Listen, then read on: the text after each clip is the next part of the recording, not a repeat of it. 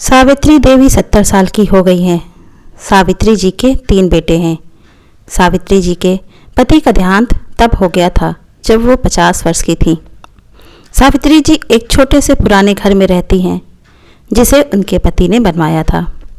तीनों बेटे उनके साथ तो नहीं रहते, लेकिन ऐसा एक दिन भी नहीं गुजरता जब वे उनसे मिलने या उनकी सेवा करने न आते हों। उनके घर पर हमेशा कोई न कोई उनकी सेवा चाकरी में लगा ही रहता है। तीनों बेटों ने अलग अलग अपना घर बना रखा है। सबकी अपनी पर्सनल लाइफ भी है और परेशानियां भी हैं। आदमी चाहे कितना भी बड़ा हो, उसकी परेशानियां कम नहीं होती। अमीर से अमीर व्यक्ति को भी ये चिंता रहती है कि वो अमीर कैसे बना रहे। तीनों बेटों ने कई बार जिद भी की कि माँ उनके साथ जाकर वहाँ रहे, लेकिन सावित्री जी ने कहा कि वे यहीं रहेंगी, उसी घर में। उन्हें कहीं और चैन नहीं आता।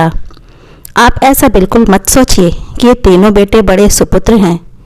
उनके अपनी माँ के प्रति लगाव की असली वजह तो कुछ और ही है।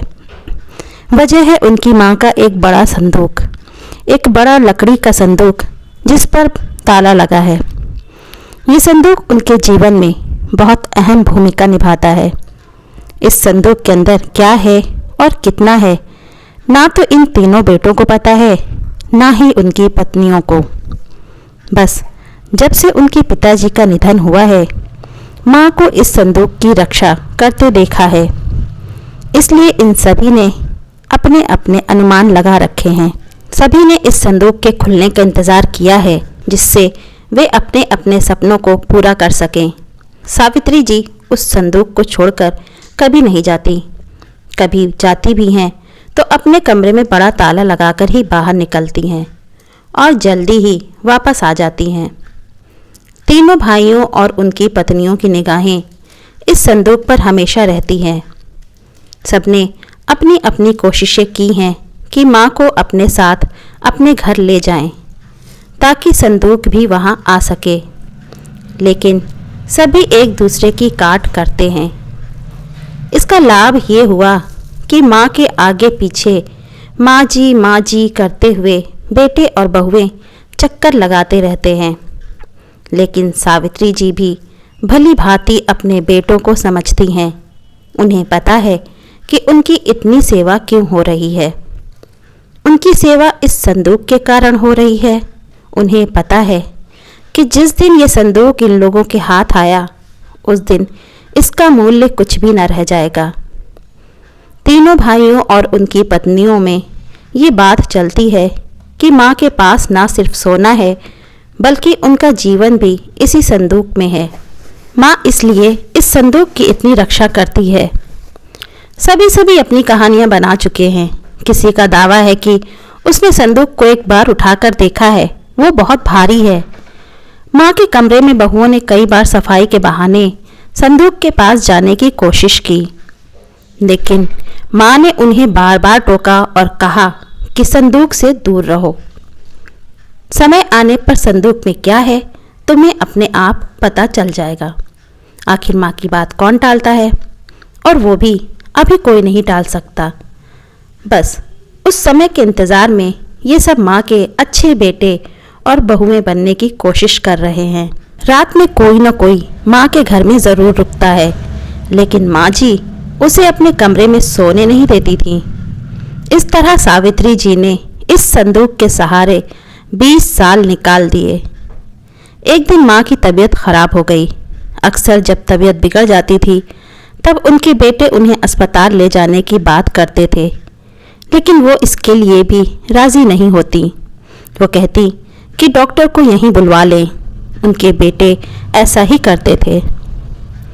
इस बार जब उनकी तबीयत खराब हुई तो डॉक्टर ने कहा कि उन्हें अस्पताल में भर्ती करना पड़ेगा, वरना उनकी हालत खराब हो सकती है और फिर उम्र भी बढ़ रही है।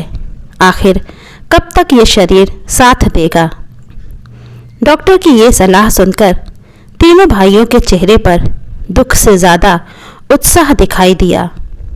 उनकी पत्नियों की आंखों की चमक साफ दिखाई दे रही थी। तीनों इस बात पर चर्चा कर रहे थे कि माँ के जाने के बाद संदूक में जो भी है उसे आपस में बांटा जाएगा और सबको बराबर मिलेगा। सावित्री जी ने जब ये सुना तो उन्हें अंदाज़ा लग गया कि अब समय आ गया है कि इन सबको ये बताने का कि आखिर इस संदूक में क्या है। उन्होंने आवाज़ लगाकर अपने तीनों बेटों और बहुओं को अंदर बुलाया। सबने आते ही कहा, माँ अस्पताल चलते हैं, आप वहाँ जाकर ठीक होंगी। माँ ने कहा, पहले तुम जान लो कि जिसके लिए तुम सब इतने सालों से चक्कर लगा रहे हो इसमें क्या है, इसके बाद तुम्हारी मर्जी। सावित्री जी ने अपने तकिए के नीचे से एक चाबी निकाली और धीरे से खड़ी होकर संदूक खोलने के लिए झुकी। वहां खड़े सभी बेटे और बहुएं धड़कन के साथ संदूक की ओर देख रहे थे। आज उनके वर्षों का इंतजार समाप्त होने वाला था। माँ ने संदूक खोला। संदूक में 3 अलग अलग कपड़ों में लपेटकर कुछ रखा हुआ था। सबकी आंखें बड़ी आश्चर्य से संदूक की ओर थीं। माँ ने कपड़े में लिपटा हुआ सामान उठाने को कहा। तीनों बेटों ने एक एक सामान उठाया और उसे खोला। कपड़ा खोलते ही कमरे में मौजूद हर एक इंसान का मुंह फटा का फटा रह गया। कपड़ों में से निकला एक भारी पत्थर। तीनों के हाथों में एक एक पत्थर था। ये क्या माँ, इतने दिनों से तुम इन पत्थरों को संभाल कर रखी हुई थी और हमें बेवकूफ़ बना रही थी। तीनों बेटे चिल्लाए। माँ ने कहा, मैंने तुम्हें कब बेवकूफ़ बनाया? और गहने तो थे, लेकिन कब किसके लिए कितने बेचे इसका मैंने हिसाब नहीं रखा। जब तुम्हारे पिता आखिरी समय में थे तब हमारे पास कुछ नहीं था। तुम तीनों ने शादी के बाद मुंह मोड़ लिया। क्या तुम्हें पता है कि किस अभाव में उनका अंतिम समय गुजरा? लेकिन उन्होंने तुम्हें कुछ नहीं कहा। उन्होंने उस समय भी मेरा सोचा। उन्हें पता था कि उनके जाने के बाद उनके बेटे मेरे साथ भी यही करेंगे। इसलिए उन्होंने मेरे लिए इस संदूक का उपाय खोजा। देखो कितना सही उपाय दिया था। तुम लोगों को बेवकूफ़ बनाना या तुम लोगों से सेवा करवाना उनका मकसद था, ना कि मेरा। वो तो चाहते थे कि उनके जाने के बाद मैं अकेली न रहूं, बेटे मेरे साथ हों, मेरी आंखों के सामने। बस यही इच्छा थी।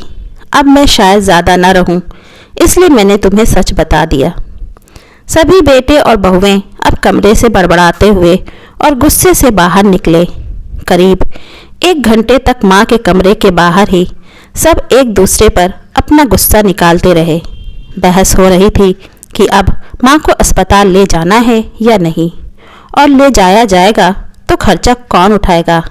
माँ जी अपने बिस्तर पर लेटी हुई सब सुन रही थी। दोस्तों, इस कहानी के बारे में आपकी क्या राय है? अपनी राय हमें कमेंट बॉक्स में ज़रूर दीजिए। और वीडियो अच्छी लगी हो तो प्लीज़ इसे लाइक, और चैनल को अभी तक सब्सक्राइब नहीं किया है तो प्लीज़ चैनल को सब्सक्राइब कीजिए। Thanks for watching.